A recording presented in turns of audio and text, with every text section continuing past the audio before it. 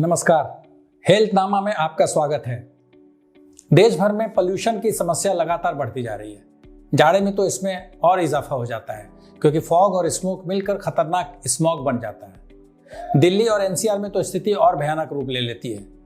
लोगों के फेफड़ों पर बुरा असर पड़ता है। ऐसे में हमारे लिए जानना जरूरी होता है कि हम क्या करें और क्या ना करें। पिछले सप्ताह हमारे शो हेल्थ फॉर ऑल में देश के जाने माने डॉक्टरों ने COPD यानी क्रोनिक डिसरप्टिव पल्मोनरी डिजीज और सांस की अन्य बीमारियों पर बहुत अच्छी बातें बताई थी। आज के हेल्थनामा में हम उन्हीं डॉक्टरों और विशेषज्ञों की राय आप तक पहुंचाएंगे। कोई बच्चा कोविड से रिकवर हुआ है तो क्या उनके फेफड़ों पर लंबे समय तक प्रभाव रहेगा? देखिए, बच्चे जो होते हैं ना, इन पे कोविड का प्रभाव थोड़ा कम होता है। उसके बहुत सारी वजह है मेडिकली।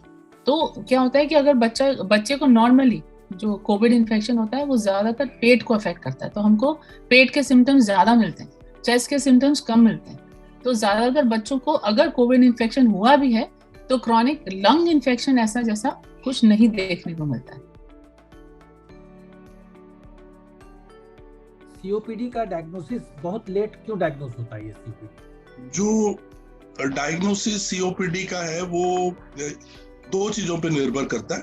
एक तो हिस्ट्री का मतलब है कि जो टिपिकल उसके लक्षण है, सिम्टम्स जिसको आप बोलते हैं, जैसे कि ब्रेथलेसनेस है, सांस का फूलना है, और ये एक टिपिकल होता है। इसमें जैसे ब्रेथलेसनेस, प्रोग्रेसिव ब्रेथलेसनेस है। तो लेकिन ये ब्रेथलेसनेस तो और भी कई बीमारियों में देखते हैं, हम एस्थमा में भी देखते हैं, हार्ट डिजीज में भी देखते हैं। तो सिम्टम्स जो है वो जो COPD के हैं वो काफी कॉमन है दूसरी बीमारियों से भी।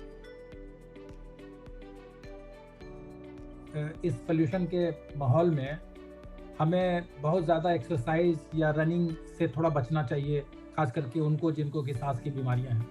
जी हाँ, एग्जैक्टली। तो वो रिजर्व की बात हो जाती है ना, कि जो डॉक्टर सूरी ने बड़ा राइटली कहा है, जो कि रिजर्व की बात है कि जो इंसान का रिजर्व ही नहीं है वो तो नहीं कर सकता है। पर जो लोग नॉर्मल हैं, जिन लोगों को कोई तकलीफ नहीं है, जिनको अभी तक नहीं आई है कोई तकलीफ, वो लोग तो वॉक कर सकते हैं।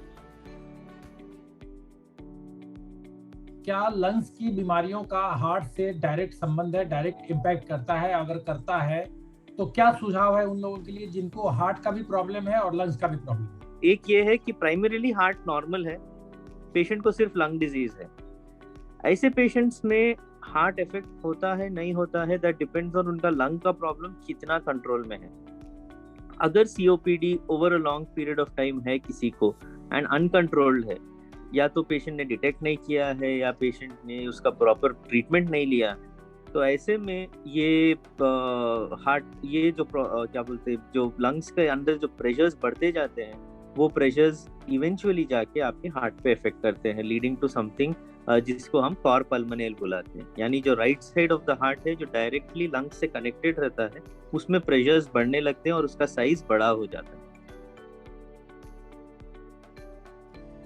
जो लोग अस्थमा या किसी रेस्पिरेटरी बीमारी से पीड़ित नहीं हैं, स्वस्थ हैं, वो पोल्यूशन से बचने के लिए दवाइयाँ खाते हैं, कुछ एंटी एलर्जिक गोली वगैरह खाते हैं, इसका कुछ खास असर होता है क्या?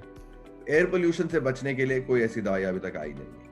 ये जो एंटीहिस्टामिन्स लोग लेते हैं या मोंटेलुकास लोग लेते हैं, ये अगर आपको सिम्टम्स हैं तभी लेने चाहिए, क्योंकि एक बात हमें याद रखनी बहुत जरूरी है कि इन सब दवाइयों के साइड इफेक्ट्स होते हैं। अगर आप लॉन्ग टर्म उसको इस्तेमाल करेंगे तो मोंटेलुकास, जो अपरेंटली बहुत ही सिंपल सी मेडिसिन लगती है, जिसके लिए पहले कहा जाता था कि कोई ज्यादा साइड इफेक्ट्स ही नहीं है, अब देखा गया है कि उससे न्यूरो बिहेवियरल चेंजेस आने लग सकते हैं और भी कई साइड इफेक्ट्स हैं जो मैनिफेस्ट हो सकते हैं। सो इसीलिए कोई भी दवाई अपने डॉक्टर के, अपने चिकित्सक के बिना रिकमेंडेशन के लेना ठीक नहीं है।